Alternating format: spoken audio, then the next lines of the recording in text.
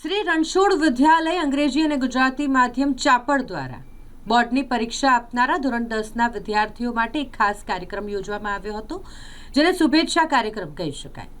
જેમાં ધોરણ 10ની પરીક્ષા આપનાર વિદ્યાર્થીઓને શુભકામના તો પાઠવવામાં આવી જ, પરંતુ તેઓ જ્યારે બોર્ડની પરીક્ષા આપવા માટે જઈ રહ્યા છે, ખૂબ જ પ્રેશર છે તેમના પર અને ડર પણ લાગી રહ્યો હોય. ધોરણ 10ના વિદ્યાર્થીઓ કે જેઓ પ્રથમવાર બોર્ડની પરીક્ષા આપવા માટે જતા હોય, ત્યારે તેઓને કઈ રીતે પરીક્ષા આપવી જોઈએ, શરૂઆત ક્યાંથી કરવી જોઈએ, કઈ રીતે આ પરીક્ષામાં ઉત્તીર્ણ થઈ શકાય તેવું જરૂરી માર્ગદર્શન શાળા તરફથી આપવામાં આવ્યું.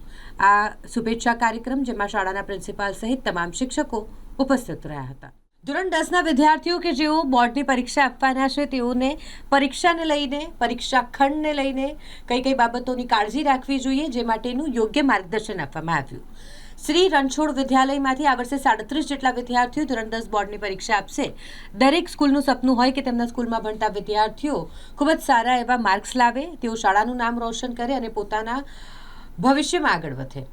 આ જ આશા સાથે શ્રી રણછોડ વિદ્યાલય ચાપડ દ્વારા પણ બાળકોને ગુલાબનું ફૂલ અને પેન આપી સારી રીતે બોર્ડની પરીક્ષા આપવા માટે આશીર્વાદ આપ્યા. મહત્વનું જ્ઞાન તેઓને આપવામાં આવ્યું. વધુમાં માહિતી સ્કૂલના પ્રિન્સિપલ હેમંત જોશી સરે આપી છે. થાય ને કે વિદ્યાર્થીઓને એક બહુ મૂંઝવતો પ્રશ્ન કે બધાને છે ને ભણવામાં મજા આવતી નથી. શેમાં મજા આવે? રમવામાં મજા આવે, અને એમાં પાછી મોબાઈલમાં રમવાની વધારે મજા આવે.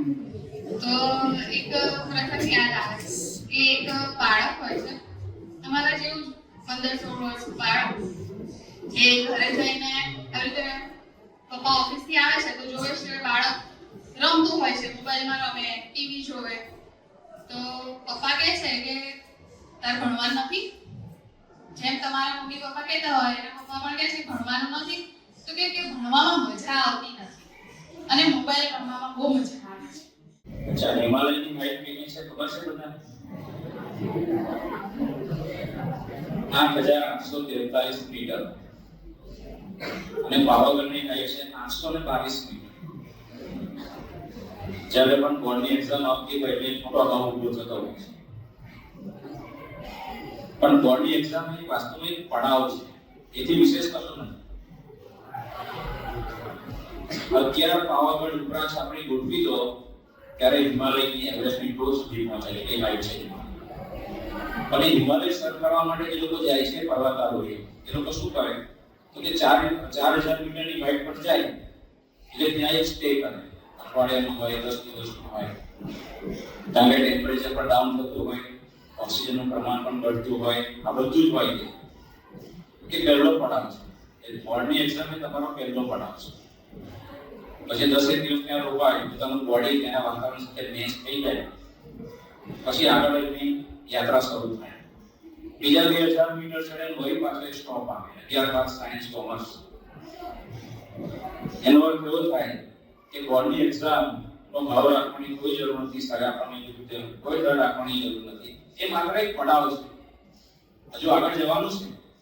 ચડતા ચડતા છે એવરેસ્ટની ટોચ સુધી પહોંચે ત્યારે 100 મીટર બાકી રહ્યો ત્યાં પણ એક પડાવ આવે. કારણ કે ત્યાં ઓક્સિજનનું પ્રમાણ ખાલી 14% રહ્યું હોય અને આપણે જોઈએ 20.96%. એટલે 14% સાથે જે મેચ કરવાનું પડે એટલે તમે ગ્રેજ્યુએશન સુધી, પોસ્ટ ગ્રેજ્યુએશન સુધી પહોંચી જાઓ. ત્યાર પછી તમે પહોંચો એવરેસ્ટ ઉપર. બરાબર? એટલે આ જે તમારી યાત્રા છે એનો બિલકુલ તણાવ ના લો. મેં 3 શબ્દો તમને કહ્યા હતા, STD, stress, tension and depression. આ ત્રણે ભૂલી જાઓ અને યાદ કરો આંખો મીચીને કે અમે એવરેસ્ટ ચડવા જઈ રહ્યા છીએ અને એનો પહેલો પડાવ અમારો આવી રહ્યો છે. બસ, તો બધું ટેન્શન તમારા જેવું નથી ચાલી. Thank you all the best. અમારી સ્કૂલ શ્રી રણછોડ વિદ્યાલય જે ચાપડ ખાતે આવેલી છે, 2006થી આ સ્કૂલ ચાલે છે. સ્કૂલમાં બંને મીડિયમ કાર્યરત છે, ગુજરાતી મીડિયમ અને ઇંગ્લિશ મીડિયમ.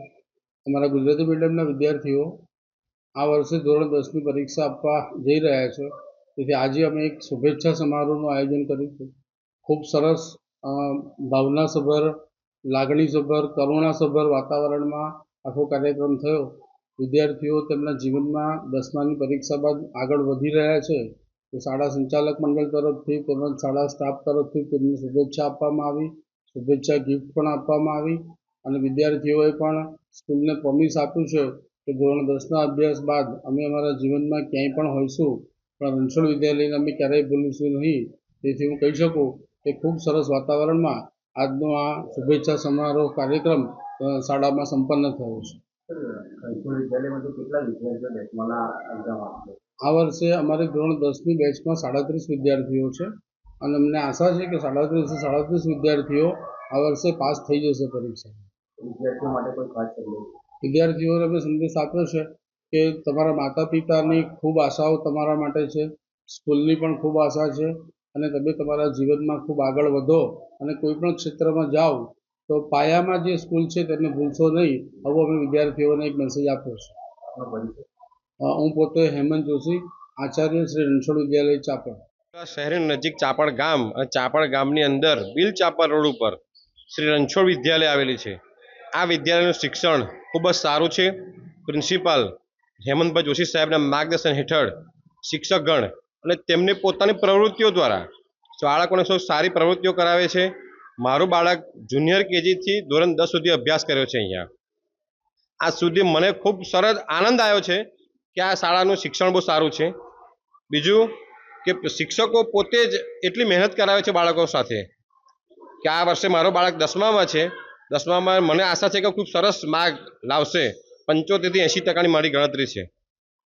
આજ દિન સુધી કોઈ કમ્પ્લેન આવી નથી અને હું તો આ મીડિયાના માધ્યમથી એક સંદેશો આપું કે કોઈ પણ સ્કૂલ હશે પણ તમે એક વખત રણછોડ વિદ્યાલયની મુલાકાત જરૂર લેજો. એ તમને પણ અનુભવ થાય અને બીજા બાળકો સાથે બી ચર્ચા કરજો તો અનુભવ થાય તમને કે બાળક તમારે ક્યાં ભણવા મૂકવું છે. અમૂલભાઈ પટેલ, ચાપડમાં રહેવાસી મારું ગામ. મારા બંને બાળકો અહીંયા જ સ્કૂલમાં જ ભણે છે, આ જ સ્કૂલમાં.